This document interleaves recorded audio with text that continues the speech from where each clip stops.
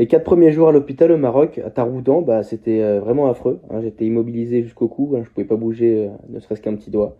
J'étais immobile face au mur blanc, matin, midi, soir. Je m'endormais, mur blanc, je me réveillais, mur blanc.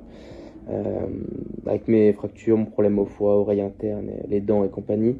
Voilà, j'avais même une sonde dans le pénis parce que vous pouvez même pas pisser, je vous parle pas du reste. J'étais sous tous les antalgiques possibles, Acupan, morphine, pas un petit doigt qui bouge, pas de nourriture, j'étais sous perfusion et c'était vraiment très très compliqué. Et la cerise sur le pompon, c'est que j'avais pas le droit aux visites, hein. J'avais ma mère et mon meilleur pote Hugo qui étaient là pendant l'accident et du coup qui ont été là après pour la quinzaine de jours au Maroc quand j'étais à l'hôpital.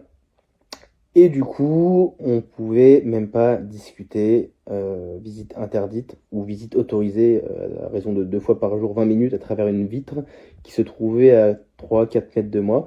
Et on discutait via message écrit, quand moi j'ai pu recommencer à écrire à partir du quatrième jour. C'était donc langage des signes, et puis quand j'ai commencé à écrire, voici quelques messages que j'ai écrits.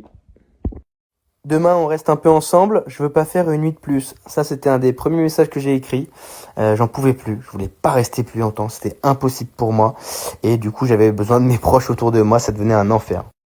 Au pire, je peux sortir sans prendre l'avion. Ça, c'était un message parce que je n'en pouvais plus. Je voulais faire une déposition pour sortir et rassurer ma mère pour dire que je ne prendrais pas l'avion pour rentrer.